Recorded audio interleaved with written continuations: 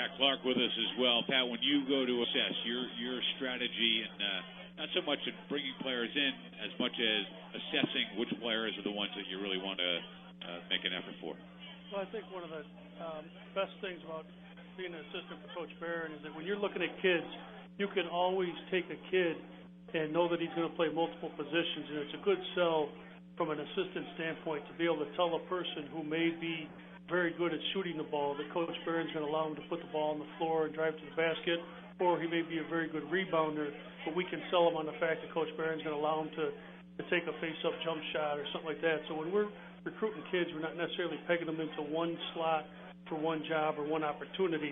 We're really talking about helping them to develop their overall game and to become as good a ball player as they possibly can, because they're going to have developed different skills while they're here. I got to think, Pat, that you're well received out there when kids and parents as well look at what Rhode Island does, the tempo, the amount of points that go up game in and game out. And those points are going to be shared by everybody in that rotation, and that's going to be a very appealing style of play for a young man who's deciding where he wants to go to college.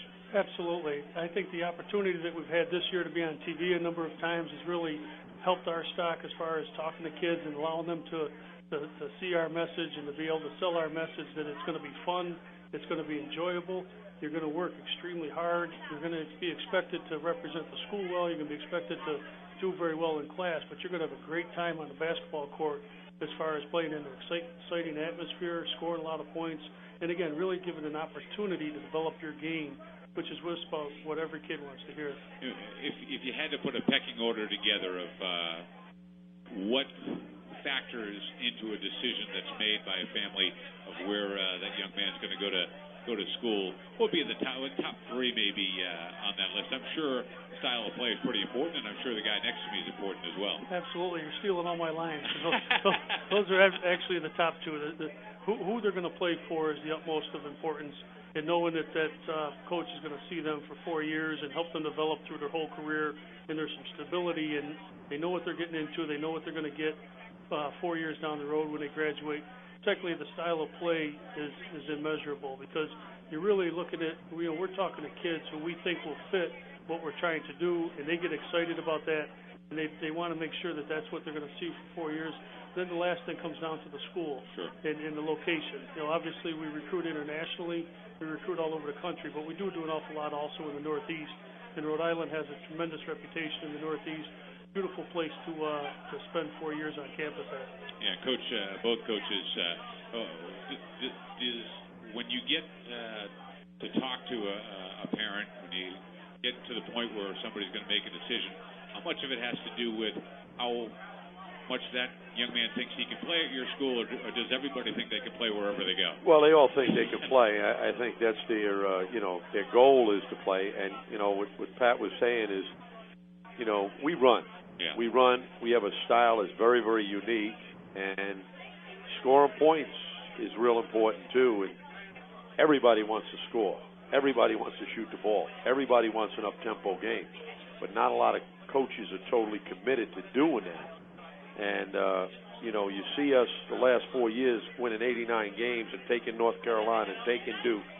And we want to continue that process of bringing in kids that can fulfill that void of up-tempo style and pushing the ball and attacking the ball. And that's why sometimes we look at the press. Sometimes, it's a philosophy. Sure.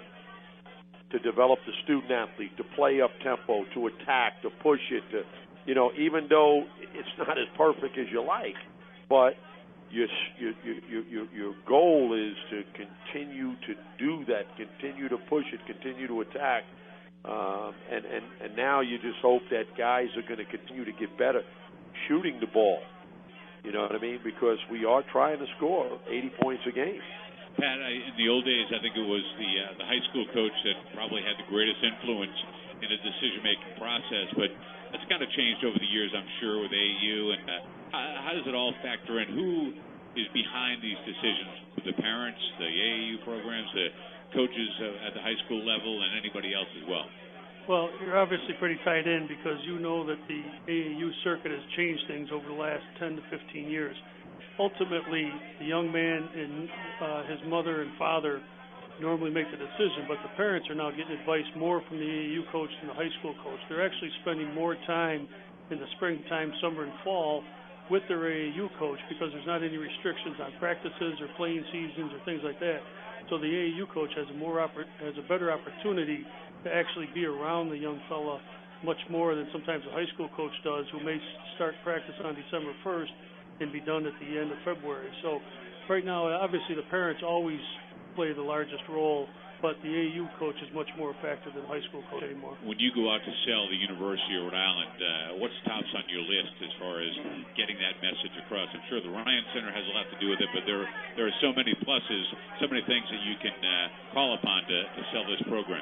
Well, one of the things that I tell anybody who visits, not only the kids we're recruiting, is that we've been here, this is our 10th year now, and there's been construction going on campus since the day we were around. We've got a brand new dormitories which the kids live in. They're suite style that are as good as anybody in the country. They have a brand new cafeteria that just opened up a couple of semesters ago. Obviously, you've got the Ryan Center. I mean, the whole package is there. There's plans right now for a new weight room, which is going to start construction at some point, and everything is being put together piece by piece to have hopefully everything as good as anybody in Atlantic 10 has it. And Coach, I know the conference itself is important as well, and the Atlantic 10 from a media standpoint has grown by leaps and bounds, certainly in the time that you've been there, but even in a short window of time in the last decade or so since you've been at Rhode Island. As far as television coverage, times on ESPN, Rhode Island has certainly improved in a great deal as far as national, regional, and local television coverage. All that helps out.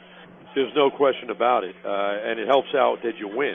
Sure. You know what I mean? That really helps out. You don't want to be on TV all the time. No, you got to win, and you got to continue to build infrastructure because everybody has it. You're going to go to St. Louis this week. I mean, they're a monster. I mean, they put so much into it, and they don't miss a beat. Then you got Xavier, you got Dayton. I mean, these teams are competing for national prominence as well as elite prominence. So, again, you can't not continue to develop your program because everybo's got it. Sure. You know what I mean? Sure. They're not looking. They're looking about to try to make it better of what they do have. So, again, it's competing nationally, and that's what we're trying to do with developing the student athlete. And, we're graduating all the kids that we have, and they understand the culture of being a student athlete at the University of Rhode Island, and they understand the style of play. They understand, being up tempo and running and pushing, and the crowds we get, the type of support that we get with Thor and Darryl Jasper and everybody. I mean, just the whole department because we want to be the best. We want to be the best, and we look at it with wanting to be the best. You mentioned St. Louis. What can we expect on Wednesday night? Well, they're just, we beat them last year, if you remember, in the playoffs. So, they're coming out with brass knuckles, coming after us. So, it's going to be a very physical game. And, they try to slow it down. They're averaging 61 points a game. But, they got some guys that can play. They got some guys that can score the ball. It's going to be a tremendous atmosphere. And our guys got to be in for a very physical battle. And that's what happens with this league. You go from St. Joe's, who's a little bit more tentative, then you come in and you got LaSalle, who's very, physical, especially inside. Now you go to St. Louis, who is extremely physical, and just you got to be able to handle the intensity that they provide. We're playing against them on the road. All right. Jim Barron, thanks so much for being here. Pat Clark as well, the head coach of the University of Rhode Island and assistant coach of URI, and it's all part of the Runnin' Rams basketball hour. When we come back, Marquise Jones is with us, and I think Keith's going to come up and spend a few moments with us, get some thoughts from him. Got to get him away from that hamburger. If it's my hamburger, you better be away from it. I'll tell you that right now. But we're at Rhode Joe's Saloon, a great place to stop by, a great friend of the University of Rhode Island, legendary food and drink. Follow him on Facebook at facebook.com/Rhode Joe's Saloon. We'll be back in just a bit. Marquise Jones coming up. Hey, South County, there's a new legend in town. Have you checked it out yet? Drop on by and visit Rhode Joe's Saloon, legendary food and drink. Rhode Joe's has creative comfort food at unbelievable prices. Try our great burgers, pizzas, barbecue, or legendary lobster mac and cheese. On Fridays and Saturdays, we have the biggest cuts of prime rib at the lowest prices in the state. And if you haven't heard, we have the biggest, coldest, and freshest beer anywhere, starting at just $1 for a frosty mug. So come check out Rhode Joe's at 515 Kingstown Road, Wakefield, site of the former Cellos.